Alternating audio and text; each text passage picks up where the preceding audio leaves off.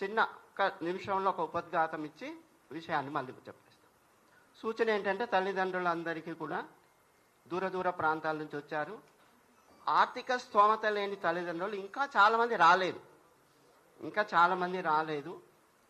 కాబట్టి ఉన్న వాళ్ళ వాయిస్ని అందరి వాయిస్గా పరిగణించాలని పత్రికా విలేకరుని కోరుకుంటున్నాం.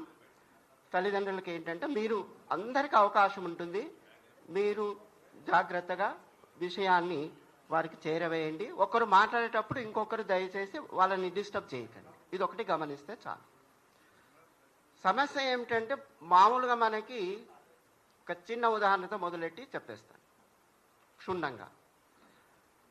ఇప్పుడు జరిగిన ఈ 3 కోట్ల వ్యవహారంలో సోషల్ మీడియాలో వచ్చిన విషయాన్ని ఒక్కొక్క వ్యక్తి ఒక్కొక్క రకంగా మాట్లాడిన విధానాన్ని మనం పరిశీలిస్తే ఒకరేమో ఒక్కరే అంటారు, ఒకరేమో విన్నాము అంటారు, ఒకరేమో చివరికి 1700 కోట్ల స్కామ్ జరిగింది అని అంటారు. మరి ఏది ఎక్కడ మొదలు, ఆది అంతం అనేది ఉండాలి కదా. ఎక్కడ మొదలైంది ఎక్కడ అంతమైంది అనేది నిరూపించగలగాలి. అభియోగం మోపటం ముఖ్యం కాదు, ఆ అభియోగాన్ని నిరూపించగలగాలి. ఇక్కడుండే తల్లిదండ్రులు ఒక్కొక్కరు 3 కోట్ల రూపాయలు ఇచ్చే అవకాశం ఉన్నదా, ఇవ్వగల ఆర్థిక స్తోమత ఉన్నదా? తిండికి తిప్పలు పడి అప్పులు చేసి ఈ విద్యార్థులను తమ పిల్లలని పోటీ పరీక్షల నిమిత్తం, కళాశాల విద్య ఒక ఎత్తు, పోటీ పరీక్షలకు కొన్ని వేల లక్షల రూపాయలు ఖర్చు పెట్టిన వాళ్ళని అప్పులు చేసి అందరికీ ఆర్థిక స్తోమత ఉండదు. ఇక్కడ ఉన్న వాళ్ళలో నాకు తెలిసి 90% ఆర్థిక స్తోమత లేక అప్పులు ఇచ్చి చేసిన వాళ్ళు ఉన్నారు. తర్వాత పిల్లల వయస్సు మించిపోతున్నది. ఇంటి చుట్టూ ఇంటి పక్కల వాళ్ళందరూ కూడా ఏమడుగుతున్నారు, పిల్లలకు పెళ్లిళ్ళు ఎప్పుడు చేస్తారు, ఇంకేం చేస్తారు, ఇంకెన్ని పరీక్షలు రాయిస్తారు, ఇది వాదన. కాబట్టి అందరికీ ఏమిటంటే ఈ కాలంలో ఒక ఉద్యోగం ఉంటే వాళ్ళ జీవనం వాళ్ళు గడుపుకుంటారు, అందరికీ ఆస్తుపాస్తులు ఉండవు. కాబట్టి ముఖ్యంగా ప్రభుత్వ ఉద్యోగం ఉంటే అదొక క్షేమము అనే దానితో తల్లిదండ్రులు తమ త్యాగాలను చేసి తిని తినక వాళ్ళకి ఇస్తున్నారు. కాబట్టి మామూలుగా మనం చెప్తుంటాము వటుడు ఇంతై అంతంతే అన్నట్టుగా ఒక అబద్ధము మామూలుగా మనం చిన్నప్పుడు కథల్లో వింటుంటాం. ఎవరైనా ఒక చిన్న పామును వదిలితే అది అందరి చుట్టూ తిరిగేటప్పటికి పెద్ద ఆదిశేషుడై నిలబడును అని అంటారు.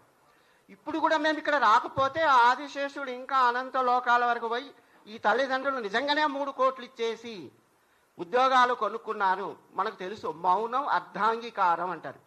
ఒక వ్యక్తి ఒక అభియోగం చెప్పినప్పుడు మేము దాన్ని ప్రతిఘటించకపోతే చెప్పకపోతే నిజంగా మేము ఇచ్చినామనే ఊహలో కూడా ఉండి సమాజము మా పట్ల చిన్న చూపు చూసే అవకాశం కూడా ఉంటుంది.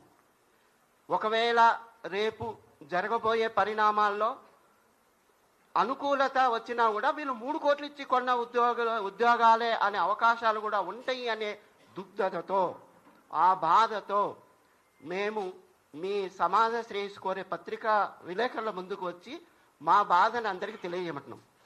నాకు తెలిసి ఒక వ్యవస్థ ఏ పోటీలోనైనా జయాపజయాలు ఉంటాయి. సాధారణంగా మీరు పరిశీలించుంటారు, అన్ని పోటీల్లో కూడా ఏ క్రీడనైనా తీసుకున్నా ఓడిపోయిన వాళ్ళు రెఫరీకి రెఫర్ చేస్తారు, మాకేదో సమస్య అయింది దీన్ని పరిశీలించండి అని. అదేవిధంగా పోటీదారుల్లో సెలెక్ట్ కాని వాళ్ళు వాళ్ళ హక్కును వినియోగించుకొని కోర్టుకు వెళ్ళే అవకాశం ఉన్నది. ఒక్కసారి కోర్టు వ్యవహారం జోక్యం చేసుకున్న తర్వాత ఎవ్వరు కూడా దాని మీద మాట్లాడే అధికారం కానీ మళ్ళీ కొత్త అభియోగాలు మోపేవి కానీ అవకాశం లేదు. మరి రిజల్ట్ వచ్చి అన్నీ చేసి కోర్టుకు వచ్చిన తర్వాత ఈ మధ్యకాలంలో ఈ వారంలోనే కొత్తగా పుట్టుకొచ్చిన అబద్ధం ఇది 3 కోట్ల స్కామ్ అనేది. మరి వాళ్ళు నిరూపించాలి. ఉద్యమాలు చేసి అన్నీ చేసి ఇక్కడున్న వాళ్ళందరూ కూడా ఉద్యమాల్లో త్యాగాలు చేసిన వాళ్ళే. ఇప్పుడు నిరుద్యోగులు అంటే ఎవరు? వీళ్ళు సెలెక్ట్ అయినంత మాత్రాన ఉద్యోగం ఇంకా రాలేదు. వీళ్ళు ఉద్యోగంలో చేరితేనే ఉద్యోగస్తులు, వీళ్ళు కూడా ఇప్పటి వరకు నిరుద్యోగులే. కాబట్టి మా విన్నపం ఏమిటంటే దీన్ని ఇంకా రాజకీయం చేయటం మానుకోండి. మీ రాజకీయ శత్రుత్వాలు ఏదైనా ఉంటే పార్టీల పరంగా మీరు అక్కడ చూసుకోండి, కానీ అభ్యర్థుల మీద రుద్దటం అనేది సమంజసం కాదు. అభ్యర్థులు పోటీదారులు ఇక్కడ ఓడినా గెలిచినా అందరూ కూడా చాలా కష్టపడిన వాళ్ళే. ఏ నిరుద్యోగి కూడా ఇక్కడ 20,000 మంది చిల్లర పాల్గొన్న వాళ్ళందరూ కూడా వాళ్ళ వాళ్ళ తల్లిదండ్రుల త్యాగ ఫలంతోనే చేశారు. మేము కోరుకునేది ఏంటంటే రాజకీయ నాయకులు కానీ శ్రేయోభిలాసులను కానీ అందరినీ ఏమి జరుగుతుంది ఏమవుతుంది అనేది చూసి సహకరించండి. కానీ సమాజంలో వీళ్ళని చిన్న చూపుగా చూసేటట్టుగా ప్రచారం చేయటము, దీన్ని దుష్ప్రచారం అని అంటారు. కాబట్టి అలాంటివి కాకుండా వీళ్ళు కూడా నిరుద్యోగులే. దయచేసి అందరూ నాయకులు విచక్షణ జ్ఞానముతో మసలుకొని మమ్మల్ని కూడా మా పిల్లలని వాళ్ళ బాధను కూడా గమనించి చూడవలసిందిగా వాళ్ళ సహాయ సహకారాలను కూడా మేము మీ తరఫున అందరి తరఫున కోరుతున్నాం. తర్వాత పత్రికా మిత్ర మహోదయులకు మళ్ళీ ఒకసారి వినపై ఏంటంటే, వచ్చిన అభియోగాన్ని మీరు వదిలేరు. ఏది కూడా వచ్చింది ఒక వార్త అంటే దాని మీద మీరు పరిశోధించే వాళ్ళు చాలామంది ఉంటారు, నాకు తెలుసు. కాబట్టి అలాంటి పరిశోధన మీరు కూడా మొదలు పెట్టండి. అలాంటివి ఏవైనా ఉంటే బయటికి తీసుకురండి.